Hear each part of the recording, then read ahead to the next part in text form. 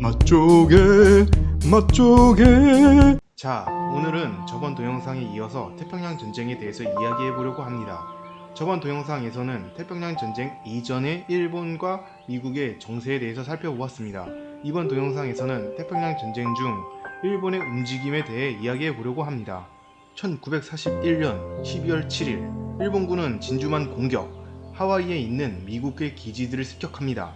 또한 같은 날 일본군은 괌, 웨이크섬, 영국의 식민지인 홍콩과 필리핀, 타이, 말리아를 공격하여 동남아시아 일대에도 영향력을 확보하려고 했습니다.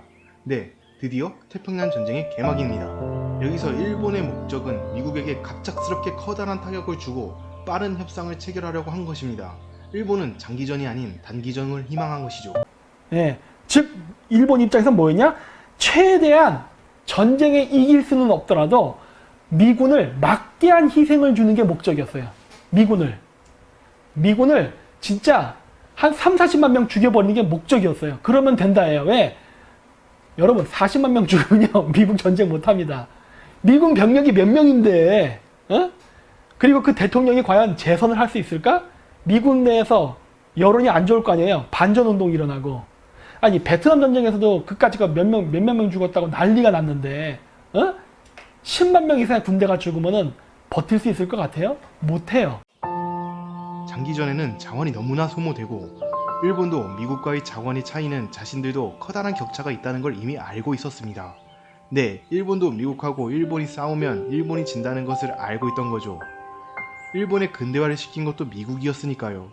그리고 앞서 말했듯 당시 상황에서 일본은 경제대공황으로 수출이 너무나 줄고 자원이 부족해지면서 이것을 식민지를 만들어서 해결하려고 전쟁을 일으킨 것이었죠. 결국 자원의 문제로 일본은 장기전이 아닌 단기전을 선택합니다. 거기서 일본은 미국의 태평양 최대의 군사거점인 하와이를 목표로 삼습니다. 일본 연합한대 총사령관이던 야마모토 이소로쿠 제독이 그나마 현실적으로 미국과 싸울 수 있는 방법이라면서 제안을 한 것이죠. 하와이에 있는 항공모함이나 전함을 침몰시켜서 미국이 일본하고 싸워봐야 이득이 없겠구나 를 느끼게 한 뒤 일본은 평화협정과 원활한 석유 공급을 원했던 것이죠. 일본의 진주만 공격으로 미국의 태평양 함대는 재기불능이 되었습니다. 미국은 8척의 전함 중 4척이 완파되었고 3척이 손상, 188대의 항공기가 파괴되었으며 63명의 시민이 사망했습니다. 미국은 이 무렵 어떤 국가와도 공식적으로 전쟁 중인 상태가 아니었기 때문에 큰 피해가 나버린 것입니다. 이 당시 미국 내에서는 이 제2차 세계대전이라는 전쟁에 참여할지 말지를 의원들끼리 다투고 있던 시기입니다. 진주만 공격 이전에 80만 명의 미국 우선주의 위원회는 유럽에서의 전쟁에 미국 개입을 반대했고 영국과 소련의 무기 대여법을 통해 이 국가들의 군사적 지원을 하는 것도 반대했었습니다. 그런데 일반 시민이 죽었잖아요? 진주만 공격 이후 이러한 전쟁에 대한 반대는 완전히 사라진 겁니다. 그리고 이 진주만 공격으로 하여금 미국은 제2차 세계대전에 참가하게 됩니다. 아무튼 일본의 목적 중 하나였던 미국의 항공모함은 1척도 침몰시키지 못했습니다. 이때 미국의 항공모함이 하와이에 없었기 때문인데요. 항공모함은 과거든 지금이든 해상전투에서 큰 전력이 되기에 일본은 미국이 조약을 맺어주기엔 아직 공격이 부족하다 라고 판단합니다. 그래서 이번에 일본은 미국의 식민지인 필리핀을 타겟으로 잡습니다. 일본은 진주만 공격으로 인해 하와이에 타격을 줬으니까 미국 전함은 움직이지 못할 거야. 그러니 지금이 바로 기회다! 라면서 공격을 시작합니다. 이때 등장한 게 은륜부대. 남방작전에서 빠른 진격을 위해 자전거로 편성한 부대입니다. 이때나 지금이나 일본인은 자전거를 참 좋아한 것 같군요. 아무튼 이런 전차나 자동차를 포기하고서 자전거를 선택하면서 일본군은 전차나 자동차가 건널 수 없는 정글이나 좁은 길을 이용할 수 있다는 이점을 살려 진군하는 작전을 시행한 것입니다. 이러한 작전이 잘 통하여 은륜부대는 미국의 예상보다 더 빠르게 진군합니다. 이렇게 1942년이 되자 일본은 공격 목표를 확장하게 됩니다. 태평양 전쟁하면 일본 대 미국 이미지가 강하죠? 하지만 사실 일본은 영국이랑도 싸우고 있었습니다. 미국하고 영국은 1940년부터 유럽을 어지럽히고 있는 독일에 대항하여 동맹을 맺은 상태였죠. 미국과의 전쟁은 미국의 동맹국인 영국과 전쟁에 이어지는 것은 당연한 일, 즉 영국과 일본의 전쟁은 시간 문제였습니다. 일본은 영국이 가지고 있던 동남아시아 식민지에 눈을 돌립니다. 동남아시아에는 고무나 석유 같은 전쟁에 필요한 자원들이 풍부했습니다. 영국은 말레이시아나 버마국을 식민지로 가지고 있었죠. 일본은 언젠가 싸울 상대인데 우리가 먼저 공격하자. 그러면서 일본은 영국 함대에 선빵을 날립니다. 당시 유럽은 독일이 프랑스를 점령한 상태였고 영국은 유럽 내 그리고 영국 본토에 신경을 쓰고 있는 상태였습니다. 이 당시 영국은 식민지에 신경 쓸 겨를이 없었습니다.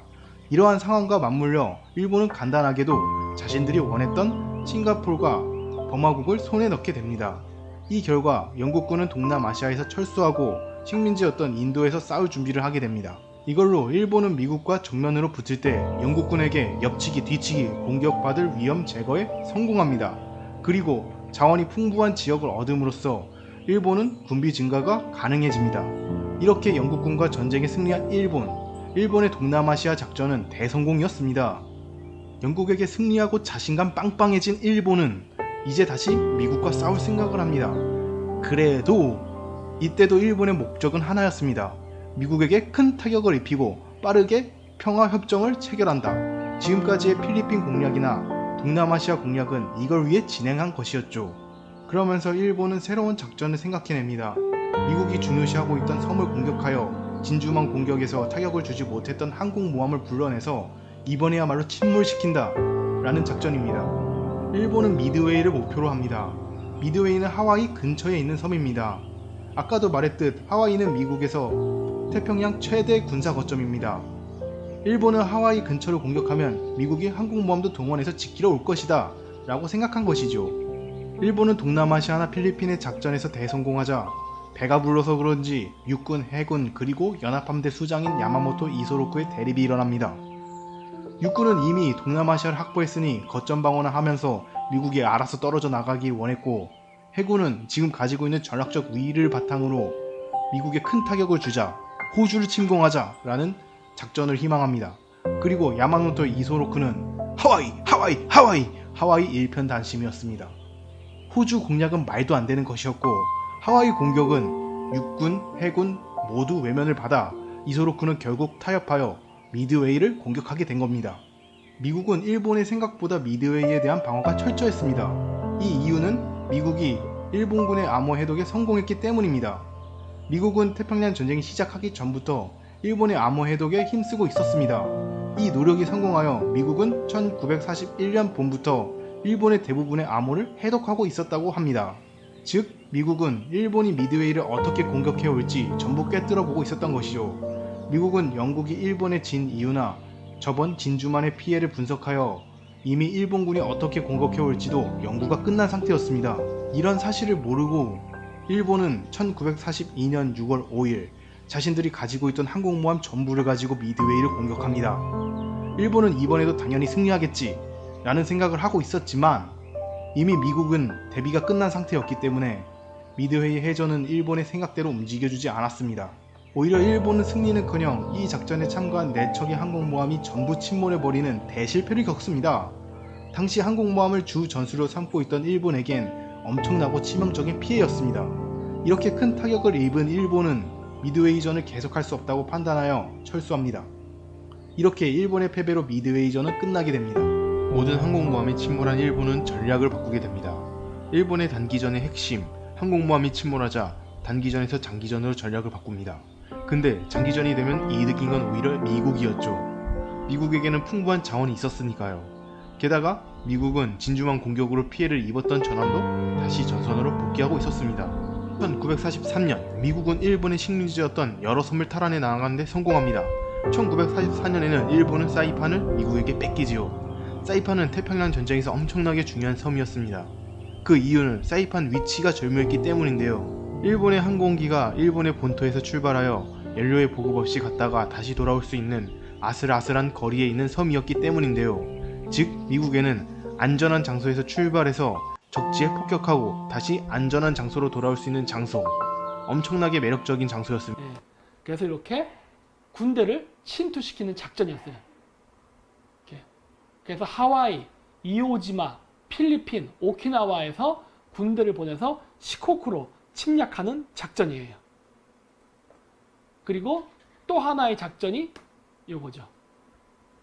혼슈, 요코하마 그 근처로 상륙하는 작전.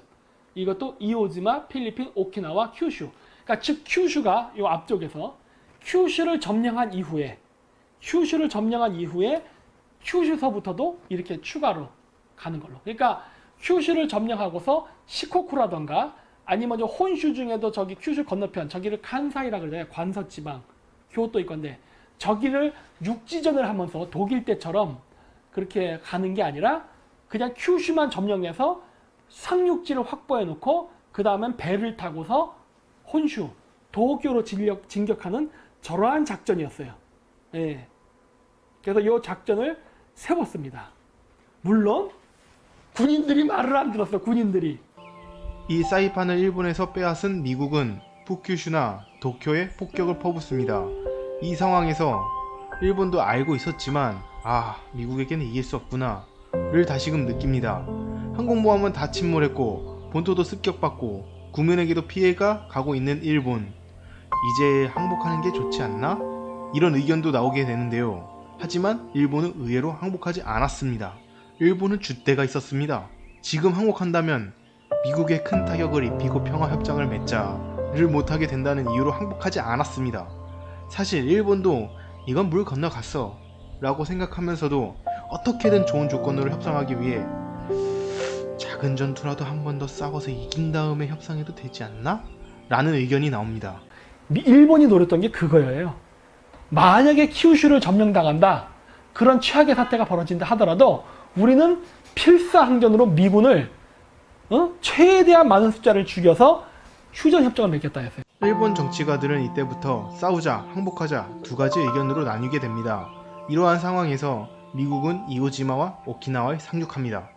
절박한 일본은 오키나와를 지키기 위해 일반인인 여성이나 학생들도 싸우게 합니다. 그렇게 민간인의 피해도 엄청나게 나오는 일본. 미국 또한 일본의 처절한 몸부림으로 큰 피해가 나옵니다. 그리고 민간인을 공격하는 것에 미국 군인들은 정신적으로 피해를 받고 있었습니다. 그래서 미국은 상륙보다도 다른 적전으로 공격하려고 합니다. 이게 원자폭탄입니다. 원자폭탄은 이때 발명된 지 얼마 안 됐었고 미국 내에서도 잘 안 알려져 있었습니다. 이러한 원자폭탄에 기념할 만한 첫 타자가 일본이었던 거죠. 그렇게 미국은 1945년 8월 6일 히로시마의 리틀보이, 동년 8월 9일 나가사키의 펜맨, 원폭을 투하합니다. 이렇게 원폭 맞은 일본, 게다가 독소전쟁에서 승리한 소련의 참전으로 일본은 이제 항복할 수밖에 없다 라고 생각합니다. 이렇게 일본은 무조건 항복을 하게 되고 태평양 전쟁은 막이 내리게 됩니다. 긴 영상을 봐주셔서 감사드리고 다음 영상에서는 일본이 무조건 항복의 원인은 미국의 핵이 아니라 소련의 참전이다 에 대해서 이야기하겠습니다. 여러분의 구독과 좋아요는 저에게 큰 힘이 됩니다. 감사합니다.